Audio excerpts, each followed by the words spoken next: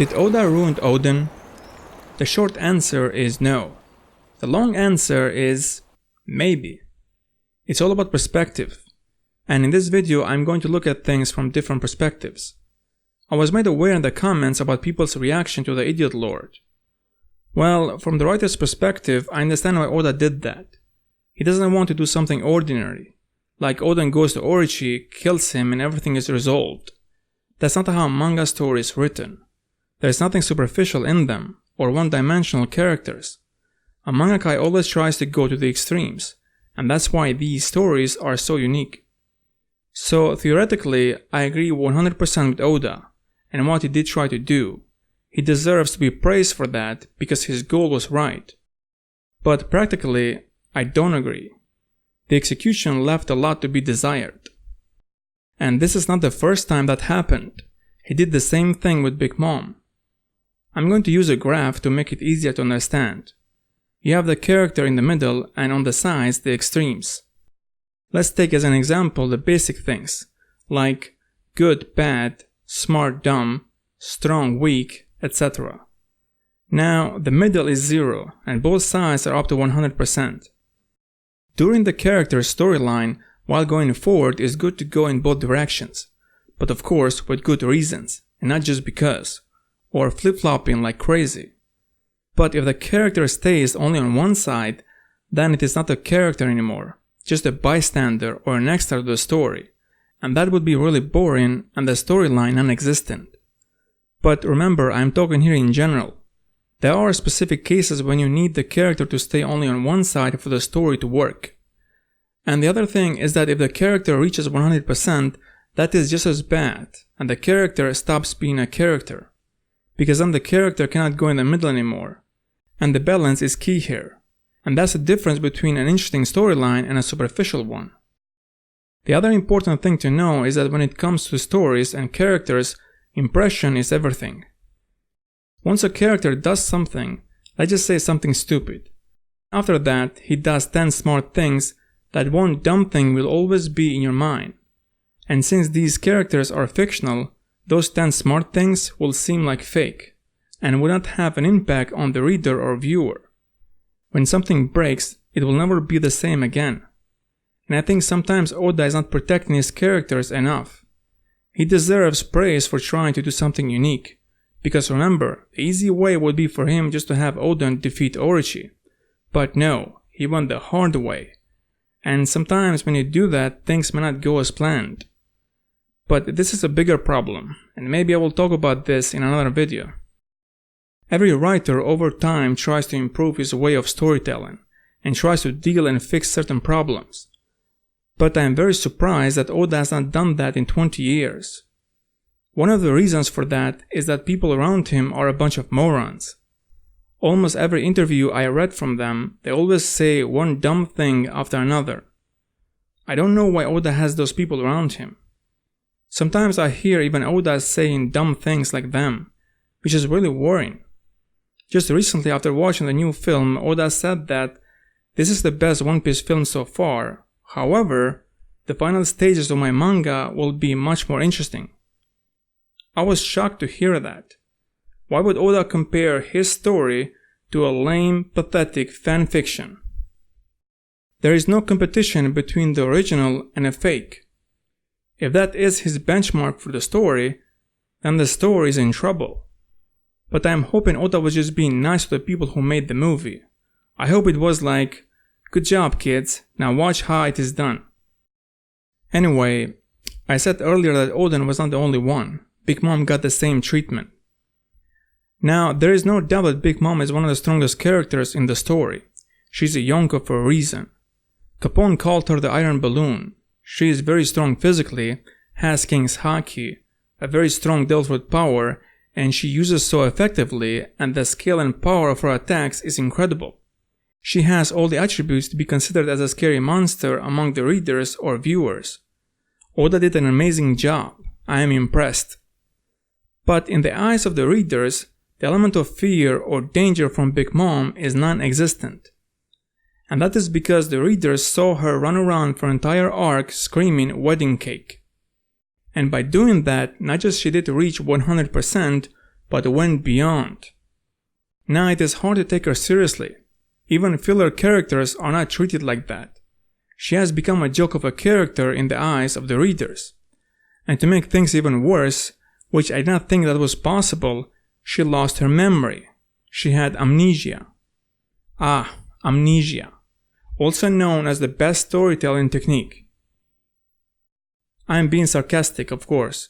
Amnesia is not part of storytelling. The potential of the character of Big Mom was huge. Her features and backstory are amazing. Oda did an incredible job. But the way she is used, I have no words. Let's go back to Oden. If you are wondering what did I think when I saw Oden dancing naked in the street, well, I thought nothing, because I did check out on this character a long time ago. In that chapter that Oden was introduced, and everything that he did, the people around him were going crazy with admiration for no reason, I was shocked. I could not believe what I was seeing. Oden was breathing air, and everyone around him was reacting, "Whoa, this is epic, he is special." This is the first time I have seen something like that in a story. It threw me off so bad that I had to check out, and I was pretending that those things are not happening, otherwise it was impossible to read the chapter. Can you imagine if I did the same thing? Hey, this video that you are watching is the best ever. You are mind blown. Everything that I do is epic. This is the best channel ever. Unbelievable. These things should be said by the audience and not by the author. It seems like Oda was desperate for the audience to like this character for whatever reason, and was trying to put those words in their mouth. Here's how people in the story are reacting, you should do the same. And the worst thing is that there was nothing to react to. Everything was ordinary, just basic stuff. Because all of those dumb things, Oden became more like a sitcom character, where everything was handed to him. Nothing felt earned. He's the coolest guy ever. He's better than everyone around him. Okay, but why? Just because. If Oda wanted for people to consider Oden as a legend, then he should have come up with something. Do something epic, and the audience will consider him as a legendary character. Everyone does consider Whitebeard a legend, and that is due to Whitebeard doing epic things all the time. Just do the same. There is no need for that farce. But unfortunately, that was not the only thing. One of the many things that I really liked how Oda tells the story is the narrator technique. It is so effective and so impactful. But the way it was used in the last chapter, wow, that was like a commercial rather than storytelling. Can you imagine if this technique was used in the same manner with Whitebeard as well? It would be something like this. Is your mind blown? Well, you should. This is epic. This character is epic. Tell your friends how epic this is. And all of this is for just $6.99. And if you call now, you will get a 20% discount. I refuse to believe that was Oda's idea. There is no way a writer of Oda's caliber or any writer would do that. That is just pathetic. One of the reasons I believe that was not from Oda is that he has never done that before. So why start now? I think this could be because One Piece lost the #1 spot in sales. And the company is trying everything to regain the #1 spot. And since they are not writers but businessmen, they have no problem sacrificing the story. Look, it is not just one company involved here. There are many. One Piece franchise is one of the most profitable in the history of the entertainment industry, in the world, and not just in Japan. I'm not talking here just manga sales, but anime, merchandise, toys, video games, and many other things. And that #1 spot is very important for business. While story-wise it means nothing. A story does not get better or worse based on sales. Popularity and quality have nothing in common. In the recent interview that Sandman did translate of Oda, there he said that I don't like when things are revealed in the movie first and not in the manga. So much so that I lose interest in those storylines and I don't want to deal with them. Things are not looking good. And I'm not talking just from the business side, but even from Oda's side. He's doing some weird things that makes no sense story-wise. Oda likes to break records, which is great. but sometimes he's breaking negative records. This mini flashback arc we are in right now, it is just a recap of things that happened before. This is the first time I saw something like this in a manga story. He did cut the Reverie arc in half. Again, this is the first time I saw this. He did cut the final part of Whole Cake Island arc, and we still don't know what did happen. Even the Zou arc was just an aftermath arc. So, that is the reason why I did stop reviewing the flashback chapters, because there is nothing new in them. I know that One Piece is very long and maybe some people have forgotten, but I reread the story constantly, so my memory is fresh. Everything about Oden was revealed in the Wano and Zou arc, and for Roger Pirates, those things were revealed throughout the story.